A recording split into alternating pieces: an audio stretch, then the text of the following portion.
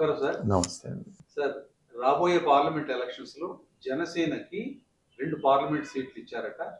మచిలీపట్నం, కాకినాడ. ఈ రెండిట్లో వాళ్ళు గెలిచే అవకాశం ఉందంటారా? 100% జనసేన ఆ! మచిలీపట్నం, కాకినాడలో బలమైన అభ్యర్థుల్ని నిలపబోతారు. హుహు. ఇది ఇటీవల వరకు ఎంపీగా ఉన్న బాలశౌరి గారినేమో వాళ్ళు జాయిన్ చేసుకున్నారు. హ్మ్. ఇక్కడ మచిలీపట్నంలో.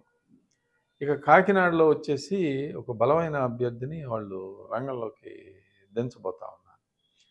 కాకినాడలో కూడా గతంలో జనసేన పార్టీ ఇండిపెండెంట్గా కాంటెస్ట్ చేశారు. హ్మ్. అక్కడ 1,30,000 పైచిలుకు ఓట్లు సాధించారు. ఇక్కడ కూడా 1,30,000 ఓట్లు, 20,000 ఓట్ల వరకు బందరు పార్లమెంట్ పరిధిలోగా గత ఎన్నికల్లో వచ్చినాయి. కాకపోతే సెకండ్ ప్లేస్లో nearest candidate Telugu Desam party. Telugu Desam party Kakinada సీట్ని 2019 ఎన్నికల్లో స్వల్ప తేడాతోనే ఓడిపోయింది. అది దాదాపు 30-40 వేల ఓట్లు తేడాతోనే ఓడిపోయారు. ఇక్కడ కూడా అలాగే జరిగింది. అక్కడ కొనకళ్ళ నారాయణ గారు ఇక్కడ తెలుగుదేశం పార్టీ అభ్యర్థిగా ఆయన 2 సార్లు ఎంపీగా పనిచేశారు. ఆయన ఓడిపోవడం జరిగింది బాలశౌరి గారి మీద. ఇక ఆ స్థానంలో మీకు విశేషం ఏంటంటే గుడివాడ అసెంబ్లీ స్థానంలో 600 ఓట్లు మెజారిటీ వస్తుంది హ్మ్. తెలుగుదేశం పార్టీకి. హ్మ్. ఇప్పుడు కొడాలి నాని అక్కడ ఘన విజయం సాధించాడు. కానీ పార్లమెంటు అదే స్థానంలో అదే టైంలో జరిగిన పార్లమెంటుకి మరి తెలుగుదేశం పార్టీకి మెజారిటీ వచ్చింది. అయితే ఈసారి ఈ ఎన్నికల్లో హ్మ్. తెలుగుదేశం పార్టీ 2 స్థానాలు ఇవ్వాలి కాబట్టి ఈ 2 స్థానాలని కూటమి అభ్యర్థులుగా జనసేనకి కేటాయించడం జరిగింది. వాళ్ళకు ఇంకో స్థానం కూడా ఇస్తారేమో తెలీదు. రాజంపేట, తిరుపతి అని అంటున్నారు. తెలీదు ఇప్పటికీ. ఇచ్చినా పెద్ద ఆశ్చర్యపడాల్సిందేం లేదు. కానీ ఇక్కడ ఆ 2 స్థానాలని జనసేన ఖాయంగా గెలుచుకోవడానికి అవకాశం ఉంది. ఎందుకంటే ఓట్ ట్రాన్స్ఫర్ అనేది చాలా ఈజీగా దాదాపు 1,00,000 ఓట్లకు పైగా మెజారిటీ తోటి ఈ 2 స్థానాల్లో గెలవబోతారు. మచిలీపట్నం కానివ్వండి, సింపుల్ స్టాటిస్టిక్స్, దీనికి పెద్ద అవసరం లేదండి. ఇండికేటర్ స్టడీలోనే మీకు అర్థమైపోతుంది. ఆ శాసనసభ నియోజకవర్గాల్లో ఉన్న 7 అసెంబ్లీ కాన్స్టిట్యున్సీస్ పరిధిలో ఉన్న పోరాట యోధులు ఎలా ఉన్నారు ఏంటి. ఇప్పుడు వైఎస్ఆర్సీపీ అభ్యర్థులందరినీ మార్చేసింది. గతంలో ఉన్న అభ్యర్థులను మార్చేసి ఇప్పుడు వంగ గీత గారు అక్కడ గెలిచారు కాకినాడలో. ఇప్పుడు వంగా గీత గారిని తీసేసి చలంచెట్టి సునీల్, గతంలో ఆయన 4 సార్లు పాపం ఒక సింపతి ఫ్యాక్టర్ కాకినాడలో చలంచెట్టి సునీల్ గారికి ఉంది. కానీ అంత బలం అంతా కూడా తెలుగుదేశం జనసేన కూటమికి.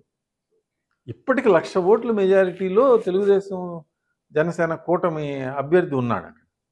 ఎవరు పోటీ చేసిన అభ్యర్థి ఇండిపెండెంట్. కానీ వైఎస్ఆర్సీపీకి బలమైన అభ్యర్థి చలంచెట్టి సునీలే. ఎందుకనంటే వైఎస్ఆర్సీపీ నుంచి బలమైన అభ్యర్థి ఆయనే. ఆయన 4 సార్లుగా అక్కడి నుంచే పోటీ చేస్తున్నాడు అభ్యర్థిగా. 4 సార్లు ఓడిపోతా ఉన్నాడు. కానీ అతను బలమైన అభ్యర్థి. ఆయన వితరణశీలి. అందరికీ ఆయన ట్రస్ట్ పెట్టుకునే దాని వలన కార్యక్రమాలు అవి చేస్తూ ఉంటారు. సింపతి ఫ్యాక్టర్ కూడా ఉంటుంది. 4 సార్లు ఓడిపోయాడు, ఏమో ఒక ఓటు ఒక ఆయనకి వేద్దాము అని కొంతమంది అనుకునే అవకాశం ఉంది. కాబట్టి ఒక మంచి పోటీ ఇవ్వగలుగుతారు. కానీ గెలుపు జనసేన పార్టీది కాకినాడలో. ఇక మచిలీపట్నంలో నల్లేరు మీద నడకి జనసేన పార్టీ అభ్యర్థికి బాలశౌరి గారికి అదృష్టం కలిసి వచ్చిందనే చెప్పాలి. ఎందుకంటే అక్కడ కొల్లు రవీంద్ర గారు తెలుగుదేశం పార్టీ అభ్యర్థిగా మచిలీపట్నం అసెంబ్లీలో ఉన్నారు.